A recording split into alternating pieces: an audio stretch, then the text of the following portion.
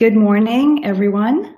My name is Ramani Varanasi. I'm the co-founder, president, and CEO of Xbiotics Therapeutics, a company that focuses on bacterial resistance and trying to combat bacterial resistance. And I'm so pleased to be joined today by Sue Nemetz. Sue is someone I've known for actually, as it turns out, almost 20 years. So that's hopefully not going to date the both of us. But I'm so pleased that, Sue, you've agreed to speak with me today. And thank you again for taking the time. So, Sue, you are the CEO of the NemetzGroup and now a newly launched organization or initiative called Corval. You've taken on two things, or you had one and now you're taking on a new thing. You founded the NemetzGroup in late 2003 to help clients balance their entrepreneurial spirit of breakthrough innovations with the need for discipline and process to achieve the maximum out of their technology in the way of product development and getting these products to patients. That's a big initiative. So I'd love to, dive into the details of how you became, or how you, with your entrepreneurial spirit, undertook that effort. But you've also spent over 3 decades as a senior executive working both in large pharma and big biotech, and now you're working with lots of smaller to medium-sized biotech companies. So a wealth of experience that you bring today. So let me actually maybe turn the mic over to you, the proverbial mic here, and have you introduce your company and tell us a little bit about really what the mission of your organization is, and ultimately, how does it uniquely add value in the context of the biotech world, which is the world that we're both part of? So, brief introductions about you, Sue, and then dive right into what you do with your organizations. Well, first of all, Ramani, thank you for that amazing introduction. I should have you be my front PR person, because that was excellent. And we have known each other for a long time, and your contribution to both the industry and female leaders in the industry is really inspirational. So I appreciate that. And I appreciate this opportunity as well. I have had the pleasure in this industry of working in the industry, in medium to large pharma, working for the industry in a consulting capacity, and now providing a product for the industry.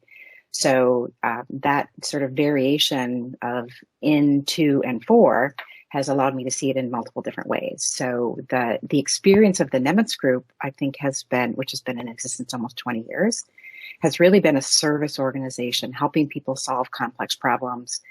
I think we've seen probably every example of good and bad and challenging in the entrepreneurial nature of someone who's trying to bring a drug to market. The team in the NemetzGroup has worked with over 130 companies over the course of that almost 20 years. And through that time, I think my vision for there's got to be a better way has really informed what is now Corval. And there's much I can share with you to the degree it's interesting to you or the readers and listeners about just the difference of being in an organization in a corporate sort of capacity and then being in a service organization and now a product company. Corval itself is a SaaS platform, and what it will do, it was designed for early to mid-stage biopharma companies. And what it will do is really help develop that map of all the things one needs to do to bring a product to market. What we see is that the commercialization process is really fragmented. And you probably have observed this yourself in your leadership roles. There's so many inputs you need. Companies run very lean. Information is really power. They need the full story before they have any of the resources in order to deliver on that story. They don't have the data for their product. They don't have the financing necessarily. They don't have the people. They don't have the capabilities. And yet they need to tell someone, a board, investors, or whomever, what they're going to do with this asset, how much it's going to cost, and sort of what the impact for patients will be. And so the thinking behind Corval is, how can we make that easier for people? So it's interesting, Sue. So you've got the NemetzGroup, and now you've got the SaaS platform, Corval. Having been at small biotechs and big biotechs, and now a very small biotech with Xbiotics, I know one of the challenges for me, for management teams, I've overcome that through help, from people like yourself and groups like yourselves. But it's a mindset, right? And so the need to include and incorporate commercialization thinking into the discovery and development process, it doesn't just happen, right? It's got to be a mindset. So as a scientist, someone who comes purely from the science side, but who's now grown into other aspects of drug development, I used to think commercialization, we could deal with that down the road. So tell us a little bit about how you have guided leaders in becoming aware, number one, and then number two, accepting the notion that they've got to think early, because commercialization strategy is really what's going to drive corporate strategy and ultimately the success of what any of these companies are trying to do. It's a really important and compelling question. And I think we need look no further than the current tragic pandemic and the focus on vaccinations, because there's a lot of talk about the vaccines now being available, but really serving no value until they are a shot in the arm. Commercialization is somewhat similar in that there isn't really value to the science that the amazing, innovative biotech companies are building and creating unless it actually gets to patients. And in this day and age, more than ever, and certainly more than when I started, getting to patients means that you have to have a label that is differentiating. You have to have a product that is reimbursable, so payers, whether they be government or commercial payers, will pay for it. You have to be able to understand what the patients are going through, the patient journey, and you have to actually have it be accessible to the patient ultimately. And that access can be from an economic standpoint, can be for helping healthcare providers understand the data that this drug has versus another.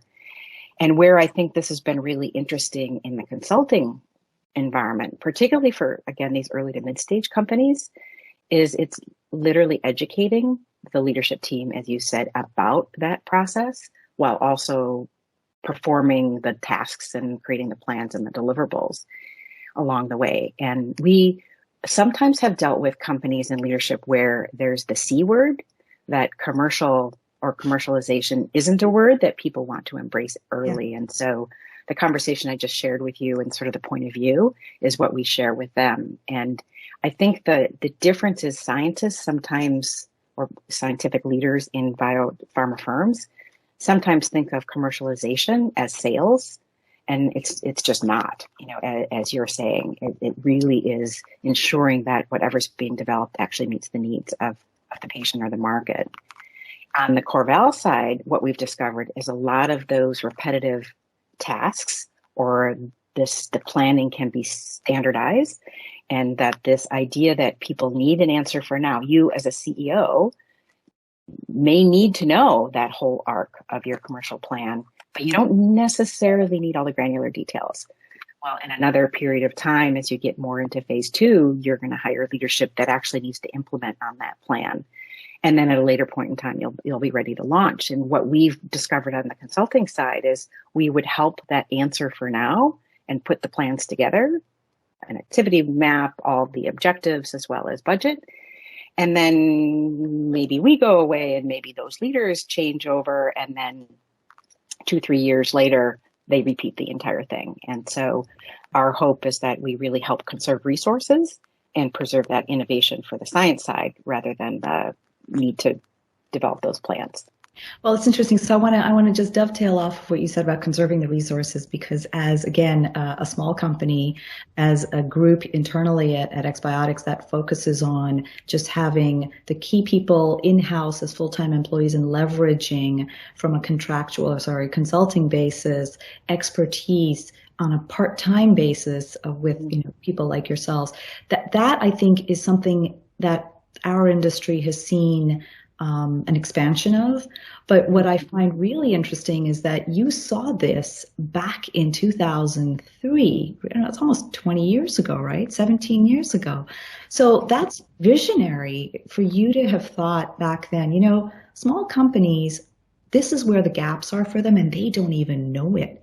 And I'm going to fill that gap in a way that they never thought we could, right? And not only that, I'm going to fill it in a way where it's going to be efficient resource-wise for them, because they don't need to hire me, not because I don't want to be a full-time person there, but because they don't need it and I don't need it, and I can spread the love, so to speak, spread my expertise across many of these organizations. So, I think that's where your group, or your visionary perspective on the need for an organization like this, and I'm talking specifically about the NemetzGroup because that's what you launched 17 years ago, was just unique.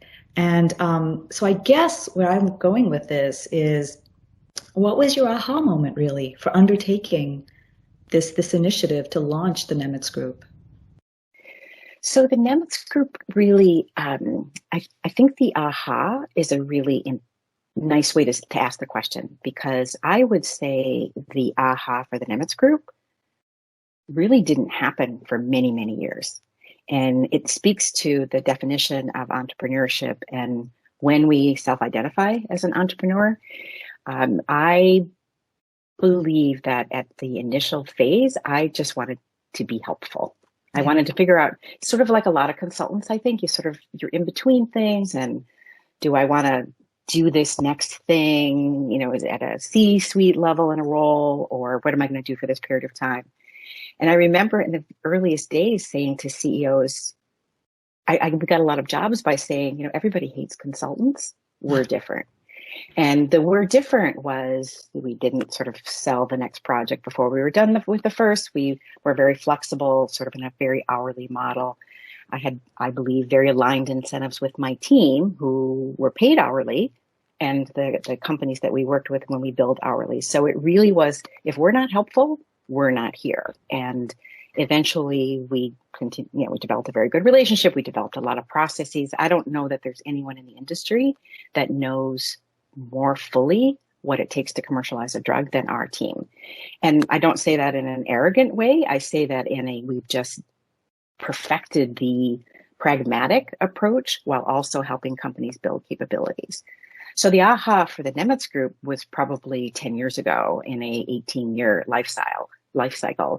I think the aha that really spawned the thinking about Corval was, there has to be a better way. There just has to be a way to avoid the fragmentation that happens, even though as a consulting group, we're part of it in a way. A CEO like yourself hires a consulting team because you need help at a point in time.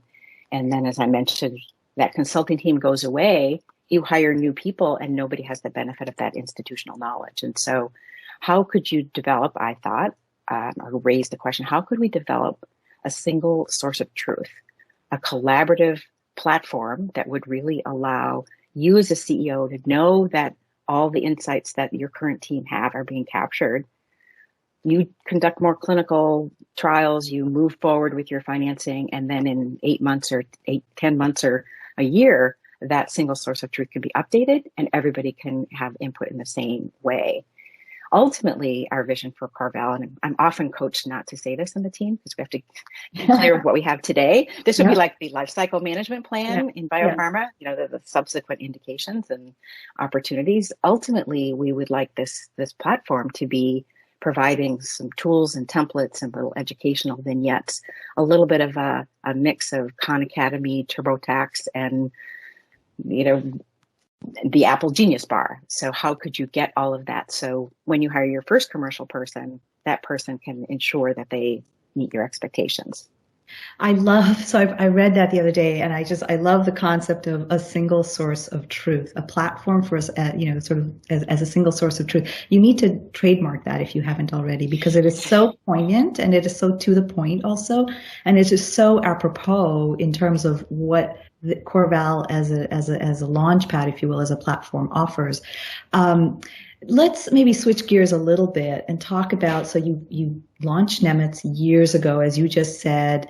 The aha moment came well into the lifespan of the Nemetz Group, and I'm sure you have navigated the Nemetz Group and your mission and vision over the years. Things are always, the only thing constant is change, as we know, and now you have Corval. That's a long journey. That's an 18-year journey. Can you talk to us about a few ups and downs as an entrepreneur who started the NemetzGroup way back, and now as an entrepreneur who's kicking off Corval, you've got a lot of experience we can draw from. So I'd love you to talk us through your journey and some of the ups and downs that you've sort of encountered, and also maybe touch upon, have you had mentors or sponsors or supporters along the way, and how have they helped, if at all, you in your journey? So what's fascinating about that question is the business models are very different. And so the business model in the Nemetz Group, as I referenced, it pays for itself. And it's kind of maybe an inappropriate way to say it, but we have people, they do consulting, they get paid by the client for the hours that they spend. So the angst is keeping people busy. And we, part of our model is that you can work hard with interesting people, make a living, and have a life. And so many of our team have priorities, other priorities that could be family, it could be skiing, every Friday in the winter, it could be sailing. We've literally had these examples of people who have been committed to various boot camps and marathons and literally living life. And I believe that finding a way to work and have life means you just get better talent, which has been the case. So the struggles there have been a few times when maybe the economy crashes in 2008-9, and what does that mean for financing? And if our little companies are not financed, they're sure not developing their drugs, and they're not needing commercialization support. The pandemic, at the beginning of that, almost a year ago now, which is shocking, there was definitely significant worry. I had these people, we had work that was underway. If we didn't know at that time if the industry was going to shut down on clinical trials and financing, all those things that you were worried about too, I'm sure. And of course, we've seen it's been incredible in terms of just the turbocharged tsunami influx of funding and cash and innovation in our industry. So we're busy on the Nemetz Group side. On the Corval side, on the other hand, it's self-financed. I've been advised, mentor-wise, to say I'm the sole investor. That's probably a better language to use.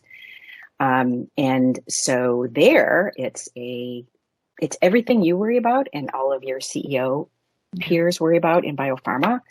Will the product work? Will the data hold together? Can I attract the right people?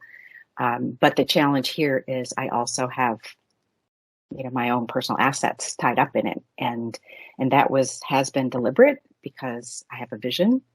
And not to say that investors wouldn't believe in that vision. I don't have enough experience in tech to be able to know how that whole cycle works. But I absolutely know that this is a big ask. It's a big, big hope to be able to deliver this platform. And I've so far felt I can go faster.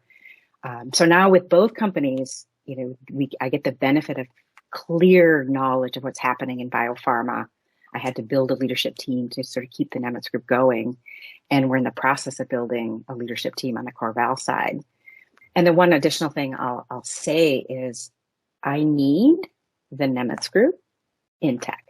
So I need the Corval for Corval. I need the way to map out all the things we need to do, have a single source of truth, which is a tech term, by the way. I can't take credit for it. Oh. In order to be able to manage all of the urgency that I have and the patience to get people up to speed. So I would say for a late in life entrepreneur, in terms of the product side, I'm learning a lot. And sometimes I ask myself, why do it? Why do this at this time? And, there's a piece of it I've often said to my team before I retire, I want to give away all the answers. And I think Corval, will show the industry that there is a way to still customize your plan. It's not cookie cutter, but allow you to use your intellect, you team, you CEOs, you commercial leaders to really accelerate getting the drug to patients as opposed to Gantt charts and PowerPoint slides and Excel spreadsheets and project plans and all of that. So I want to just pick on something you said in a positive way. You said something that caught my attention. You said you were told or trained to call yourself the soul investor. Now, soul has a double entendre there, right? So you are the soul of the Nemetz Group. You are the soul of Corval, and you're also the quote unquote SOLE, soul investor, which I find really intriguing. But I'm curious to know. So, being the soul investor, being the person who visioned the Nemetz Group and visioned Corval, you are one person sitting in your seat, in your office, in your chair in your office, thinking up all this. Does it get lonely? How do you manage that?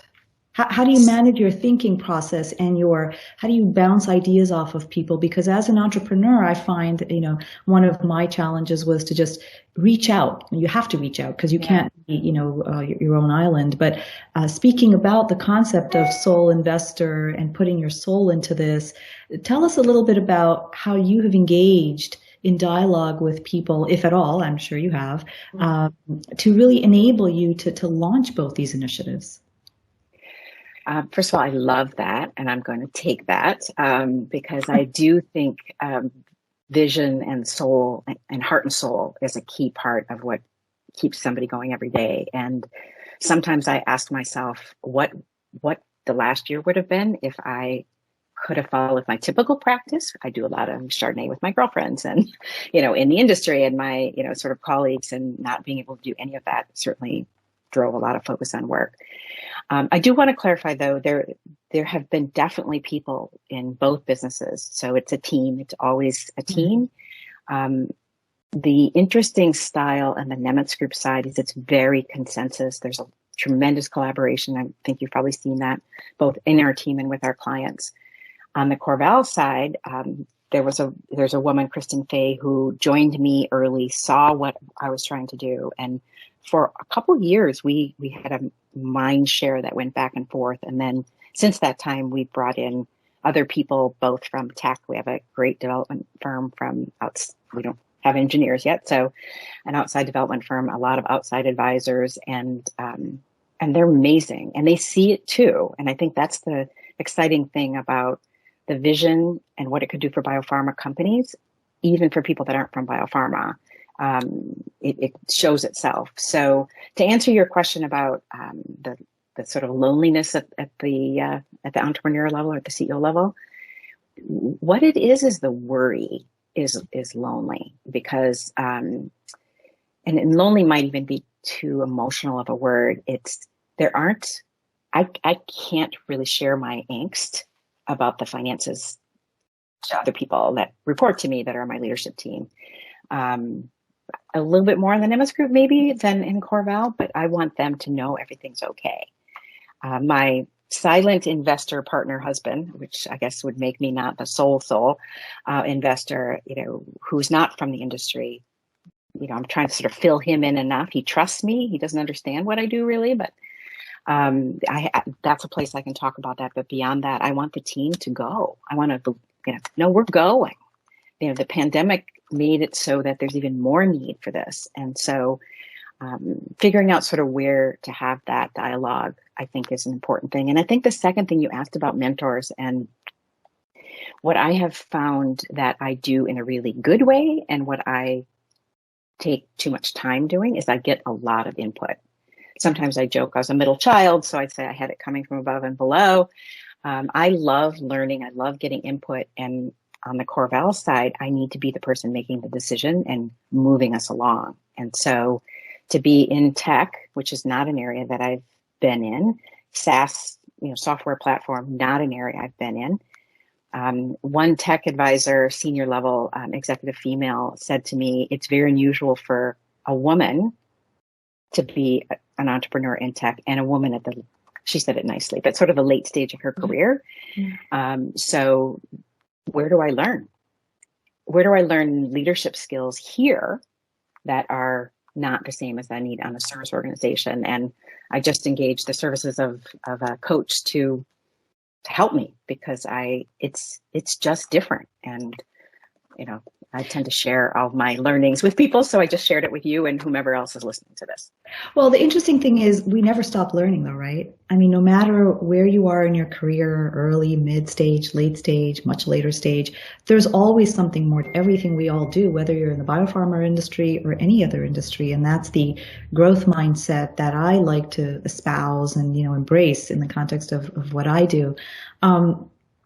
So just kind of in wrapping up, I have one question that, you can answer in any way you see fit. And that's really, again, what advice, so it's a two-part question. One is, what advice would you give to people, to women in particular, because I think most of the people who'll be seeing this, or the audience, is women, but I hope some men watch this as well. But what advice would you give to women who are considering being entrepreneurs, but are kind of like wanting to dip their toes in the water, but are holding back, refraining for fear of whatever? That's number one. And then the second part of the question is, I'd love you to end with what you think your superpower is. I love that question. I think that there's a lot of expressions, cliches that are in answer to the first question. I often say to my team that the Nike tagline, "Just do it," is a good place to sort of anchor yourself. If I had my professional career to do over again, I would have self-identified bigger, better, sooner. Mm-hmm. I myself didn't even identify as an entrepreneur until the last few years. And I didn't call myself a CEO until the last few years. I was always sort of like, well, I sort of allowed my narrative to be more helper than actually leader, even though I would describe myself as a pretty skilled, experienced leader. And so I think there definitely is a just do it. There's a failure is, what's the worst that can happen? Yep. I could lose all the investment we had, we put into Corval. We'll still have food on the table. I'll still, I still have a life. I have a career. I have a network of people. So I think the pandemic has also taught us that it's like, just move and see yourself in a successful place. So I think that's probably the sort of answer to your first question. I think the answer to your second question is I am pretty intuitive. And I only figured that out about myself also in the last few years, that I can see talent even in people who they themselves don't see the talent, and so see themselves that way. So in biopharma consulting, I'm often assuring leaders or mid-level people, no, you can do this. Do you realize how amazing you are? And in my own team, someone who maybe has never done something, no, you can do that. I thought it was just like everybody saw that, but I now know that that's something that is unique. That's actually brilliant, because I think so many of us strive to become more intuitive. And I mean, I guess some of it is learned, and then some of it is just, it is, you come to the earth with it, if you will. But it's just brilliant to hear that. And the best part of that is that you are aware of it. I guess part of being intuitive is being aware, but it's just, you can do so much with that power. Hence, I guess it is a superpower. Well, Sue, this has been a great time. I'm really pleased that we've spent some time chatting. Thank you for your time again. And I think we can end it here. Well, thank you, Ramani. I really appreciate not only your willingness to include me in this, but introducing me to Lioness. It was something I hadn't been exposed to. And as I looked at the website and saw the great leaders that are out there sharing what they know, it will definitely be a source for me as well. That's great. Thanks again, Sue. We'll speak soon. Okay. Thanks, Ramani. Bye.